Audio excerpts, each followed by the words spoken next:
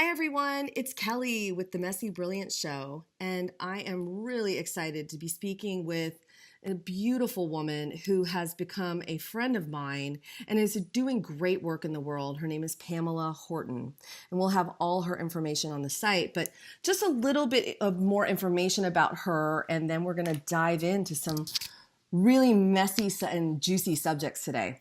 Pamella is an international cultural engagement specialist, which I cannot wait to talk to you, Pamella, about that, and employee engagement speaker and founder of Maven's Connections and the Calling the Real You podcast. So I have been on her podcast. She has incredible interviews on there, so please check her out there. She has an expertise in mindset, well-being, and organizational development, and has helped thousands of employees live happier, healthier, and more successful lives. And she's also a mom and a wife and this incredible woman that's just making change one day at a time in her life and helping others to do that. So welcome, Pamella. Thanks, Kelly. It's so good to be here. Hi, everyone. So I'm really excited, and I want to get into first your story a little bit because at Women for One, you know, and you have submitted a story as well, which I can't wait to talk about how you came to be where you are today in your work and in the world. Yeah.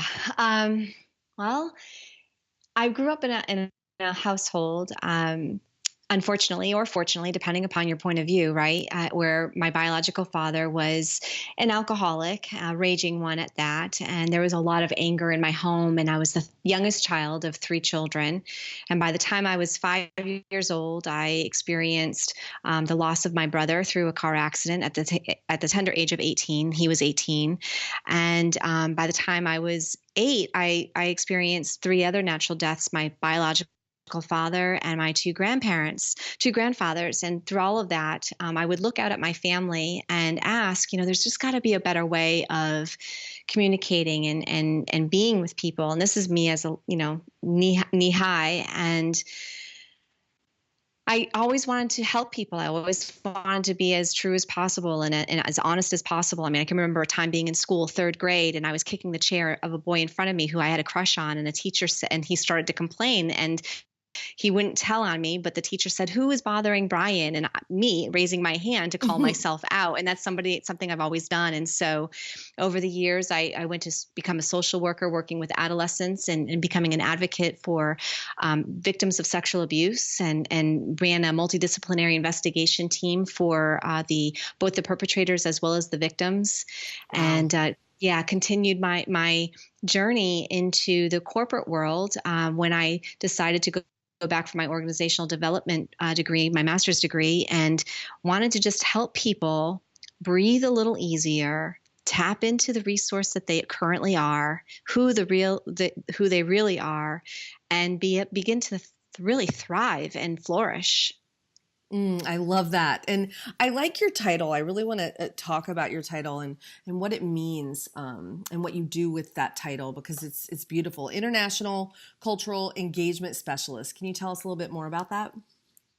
Absolutely. Okay, everyone. Think about your current employment. Think about your coworkers and your job. When it comes Monday morning, are you skipping down the hallway of your home and pumped up to go to work? Because I'm willing to bet that a good majority of you are not. And the reason why I say that is because a study was done by Gallup that stated that 70% of the workforce here in the United States is disengaged. And what that really means is that they are not showing up to work, or really even in their own lives, operating from a peak performance, from a happier state of mind. And so when I go into a company, I help them identify the percentage of disengaged employees and exactly how much that's costing them. And then we customize programs or bring in a proven system called the 5 Cultural Keys of Engagement. And we work with them to elevate the employees, bring joy into the workforce, elevate the employees to have a mindset of prosperity, health, and just overall great teamwork. That's really cool. So your job is to do the evaluation as well as to help them implement these 5 keys into the work environment. Is that your role? Absolutely. It's accountability. We are true accountability partners. We teach the employees how to be accountable partners to themselves and one another. And we recreate the infrastructure that's currently in a company. And Pamela, you and I have talked before. We've had several conversations about burnout in general. And I know, there are weeks like this week, I feel a bit burnt out and I'm getting ready to go on a book tour, right? So burnout and overwhelm. And then I have my own tools about how to really come back to balance. And I've experienced it. But I'm wondering in today's super fast paced, always multitasking work environments, how do we prevent burnout? Well, I'm sure everyone has already heard this piece of it, and awareness is the number one key. You have to be willing to acknowledge the fact that you are firing on all cylinders, yet you're missing most of the targets. And you have to also understand and become aware that you are on autopilot. And when you become to understand and have that awareness, you can then begin to pay attention to your facial. This is actually, ladies, anyone who's listening to this, if you walk away with anything today, please allow it to be this. When you begin to pay attention to your facial expressions, your body language, and your body posture, these are all beautiful cues as to where your state of mind and what frequency you yourself are vibrating at. When you're aware of these things, that is when you can begin to change them. And your body is a beautiful messenger as to what's going on outside of you as well as inside. And to develop that rapport and that relationship with your body and start asking questions after you acknowledge or recognize what your facial expressions, body language, and posture are doing. What is it that you need to work on? What is it that you can do in that moment? And when you become aware of those things, you can then implement with ease. Awareness is key. That's for sure. Because Yeah. I talk about awareness as well a lot because I know you have to be able to acknowledge it and get aware. And like at WF1 with our stories, we have to be aware of our stories. Look at them from a little bit of a distance, just a small perspective. I think it makes a big difference. In fact, when you were talking about posture, I was like, oh, what am I doing right now? Right? And I sat up. And that's the first key to kind of moving forward into trying to discover what your joy and your passion and your purpose is in life, wouldn't you say? Absolutely. And that's why I suggest working with your body versus your mind first, because your mind, your subconscious mind, is going to do everything in its power to keep its agenda alive, which is not the real you or your real agenda, the person who came here on the planet to fulfill an actual viable purpose. When you tap into the language that your body is trying to share with you and talk to you through as a medium, you are then able to have an easier time changing those habits and becoming aware first and foremost. Yeah, and you wrote a piece for WF1, and I loved it, by the way, Pamela. Everybody needs to read it because I feel like in my life, and I've seen a lot of women in my community, our lives, we feel like life is happening to us instead of us getting an awareness and making a choice to make life happen for ourselves and not becoming a victim to our circumstances. And so you say in there, please be kind to yourself. If you fall off the wagon and revert back to old negative habits, it will happen. Circumstances out of your control will take place and chaos could consume you. The beautiful thing is you have hundreds of thousands of opportunities to make that choice, to choose again and again and again. And I really love this because choice is a huge part of what I talk about when it comes to the difference between mediocrity and a life well lived. And I'd love to hear more thoughts from you about that. Yeah, it's work, right? If anyone tells you that there's a magic pill that you can take, they're lying. If anyone says to you that there's whatever, an easy, quick fix, that's actually harsh language. I have not found that quick fix. It takes work, and this work is not for the faint of heart. However, having said that, if you are kind to yourself, if you are recognizing what is the reality of what's happening, if you recognize that you do have a choice, you can ground yourself. And, I think in the story, and I don't want to give it away, but I'll share this experience. I used to be an employee, right? I used to work for a company, and there was an individual at the company that quite frankly, I couldn't stand at the time. This is going back a decade right now. Mm-hmm. And I didn't like her, but I didn't know why I didn't like her. Mm-hmm. And when I would go home and meditate and pray about it, what kept coming up was she was reflecting behavior that was prevalent in myself. She was a bit showboaty at that time, and I was too at that time. She was a bit braggish. It was just not a great experience for me. And I went back and I began to realize how I was looking at her. And instead of choosing what I was currently doing, I chose to do something differently. And now, again, through the awareness. And so I chose to bless her. Repeatedly until I really felt it. And then I blessed myself in the entire situation. And I did that for, a couple of weeks. And in 2 weeks' time, she actually went and got another job with another employer. That's amazing. So and that doesn't always happen, but something shifts, for somebody or you in the situation, correct? Yes. Correct. Yeah. When you have that choice and you give yourself the gift of choice in every given moment, yes, those things happen. Those little blessings happen.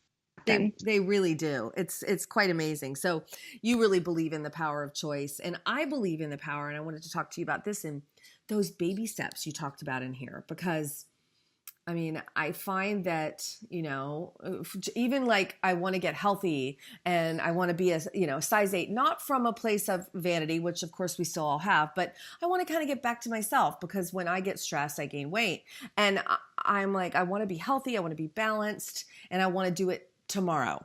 And that sets myself up. I set myself up for failure every time, like a lot of people do. So I'm curious what your thoughts are around baby steps and really rewarding yourself for those. Yeah, rewarding. Let me just write that down because I really want to address that one. Your mind will do everything in its power to make you right.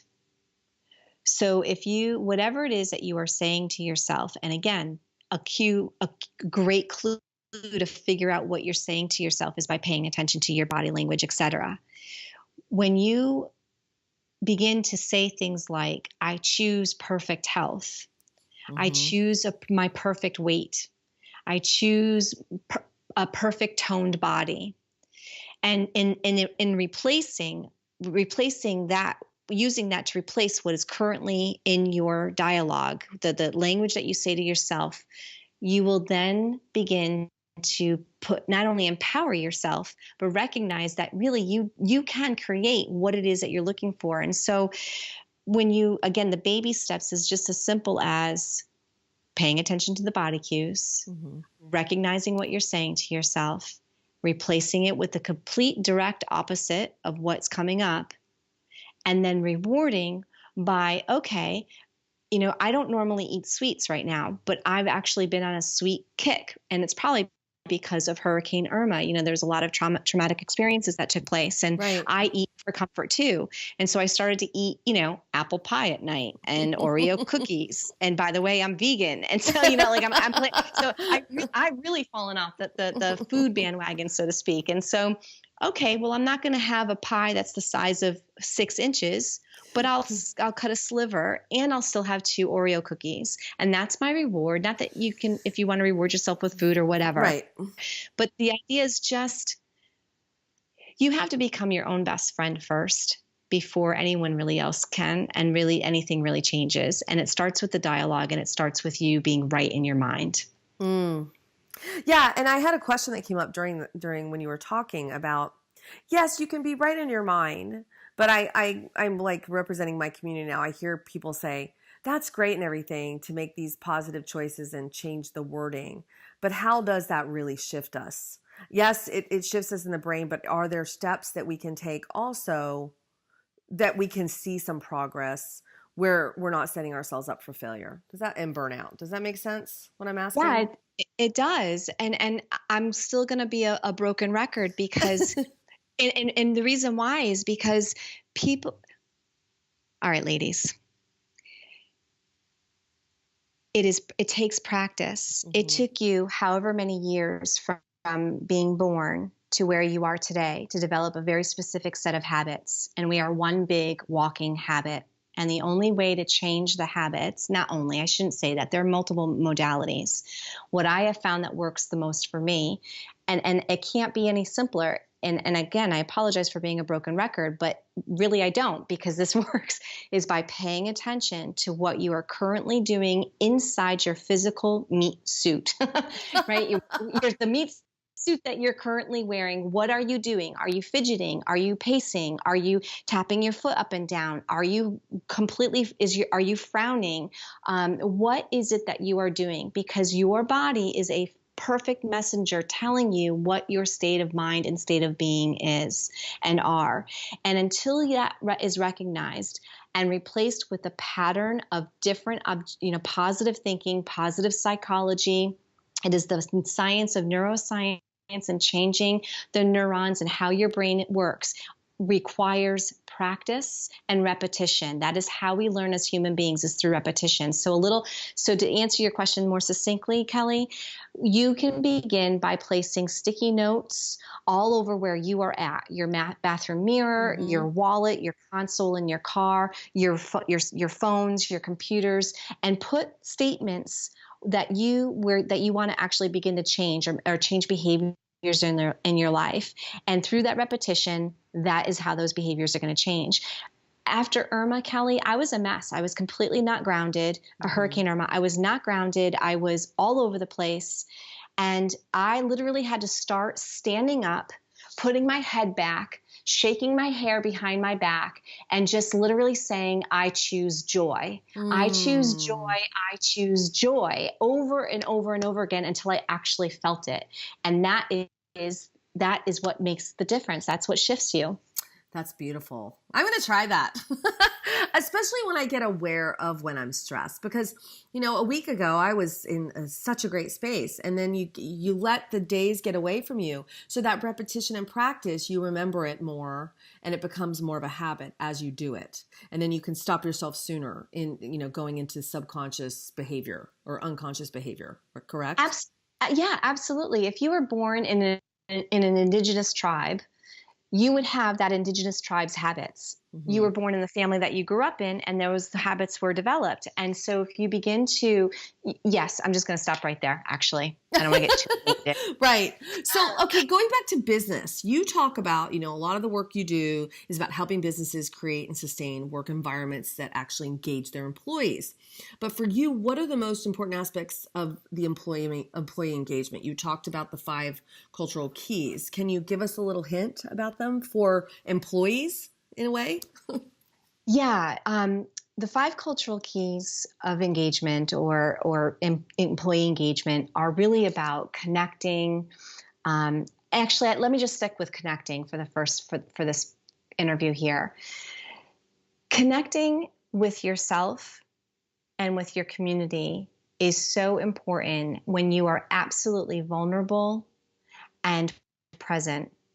If you are able to connect on a vulnerable, same level playing field with another human being, and here's an example. One of my clients texted me over the weekend looking for a phone call.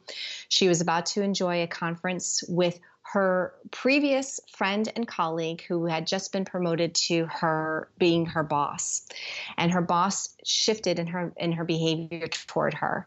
She was nasty and mean and just wasn't fun to be around any longer. And so my client was a bit stressed. And we went into this conversation, and she was looking to disconnect from her. And I said, if you can step out of the experience you're having and look at it from a 30,000 foot view level, treat yourself to not taking it personally.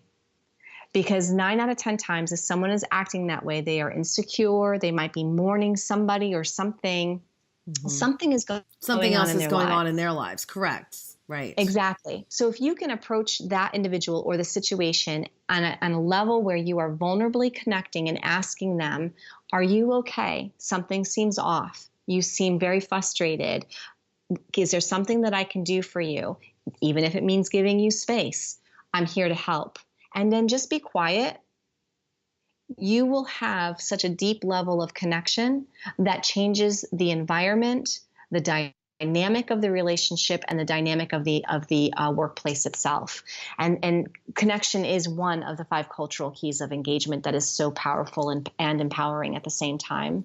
And gosh, if you practice that in your work, talk about putting that into place in your family or in your relationships with your spouse or your dear friends or your mother or father. I mean, it's huge. 100%. And as a result that she actually took the advice, went ahead and did that. And I like blessing everyone, by the way, as if everyone sneezed. So if your frustration's bubbling up, if you feel disconnected, if whatever's going on, just bless everybody as if they sneeze. Bless the person, the situation, and yourself. But she did this. She approached her supervisor and had the conversation. And sure enough, the supervisor was mourning somebody. The funeral is this Friday. And the situation not only was rectified, but they became closer and they started to heal. And that rippled out into the environment of the workplace. That's fabulous. That's a great. So the first one is connect and connecting. Then that's a big one. You got to be able to connect with people. So you have an offer that you want to discuss, Pamela. Can you tell our community about that? Yes, thank you. I actually invite anyone who's interested in having a consultation with me. I will provide a consultation complimentary, 15, 20 minutes for anyone who's looking to deepen their practice and become no longer burnt out from their life or their work. And the second offer that I have, Kelly, is for anyone that's involved in the human resource or human capital role in their company, or if you are a CEO of a company of 30 employees or more and are looking to really create and cultivate a happy, safe, and productive environment where it increases your profit margins, please connect with me. I would love to be able to complimentary figure out the percentage of disengaged employees that you currently have on staff and exactly what dollar amount it is that you are losing every single year as a result of that disengagement. I love that. Yes. And we'll have that information up on how to contact Pamela. But I think also what's so incredible about what you're teaching is it can be applied anywhere. And it feels like these days, many companies and employees are advocating for themselves more, and many companies are striving to offer an environment and businesses that people want to thrive in. I'm noticing that they're getting more aware and more conscious, at least out in Seattle where I am. And it's not quite as traditional. I mean, my son is 22 and he just started at a company, and he can take a break and go play pool sometimes or connect with people and team build. And I don't remember that when I was growing up at the companies I was at. Have you found that to be true? There are definitely more companies that are taking a look at employee engagement and employee recognition and downtime and recognizing how important that is. And I'll tell you a driving force. I actually don't like the term millennial, but for today's purposes, your son is of that age. My daughter is of that age. She's 20, and they actually want an experience, not necessarily a career. They want development, both personal, professional, and I'll even go so far as saying spiritual. And they can now, because they're up and coming into the workforce more prevalent, companies really do need to shift into that way of thinking. Yes, they do. And I would agree. I have a lot of children that age and they're all like that. And my employees want an experience. They want an experience and they want to believe in what they're doing a lot more than, hey, I want to just go provide for my family and, live the American dream. It's just not there anymore. The American dream has shifted, which I think is fabulous. And it's more service oriented as well, which I think is great. You're absolutely right. The share that actually you just drove that back beautifully to connection, because that's where they share the values and the purpose. The individual purpose begins to align with the mission and the purpose of the company, and then creativity just overflows. It's really a beautiful thing to watch, right down to even the retention. There's so much great talent out there, so much competition for talent that recruitment and retention rates are dipping in many companies unless they get this under wraps. And when they do, for example, one of our clients, they increased their retention rate from 55% to 97% in 18 months' time. Oh my gosh. Doing a proven system. I mean, it's amazing. Wow, that's incredible. Yes, and I'd love to know your secrets as well, because it is challenging being a small business to retain really engaged employees. I mean, I have several, but some of them have come and gone because they just didn't feel as bought in. And I don't have any experience on how to have them buy in except for the passion that I have for what I do. So I think there's a lot of well-intentioned employers out there that could use some great skills, including me, around that subject for sure. So yeah. Yeah. So thank you so much for today. I mean, we'll have your information up, but how can my community connect with you even more? Where can they Thank find you. Yeah. Yeah, so I'm all over social media. My first name is spelled with 2 L's though. So Pamela Horton, as in Horton Hears a Who. And you can find me on LinkedIn and Facebook, as well as Twitter and even Instagram. At Pam G Horton are my IDs and tag names. And also, please feel free to email me directly at mavensconnections@gmail.com. I really look forward to hearing you and giving you a consultation. Oh, I hope everybody reads her story as well. Women, this is an incredible story. So please log on, look at her other homepage feature. And Pamela, it has been so incredible to speak with you. I can't wait to talk with you again, and I wish you all the best. Thank you. I love spending time and sharing energy with you, Kelly. And thanks for the opportunity to meet your audience and your community. Great. Thank you. Take care, everyone. Goodbye.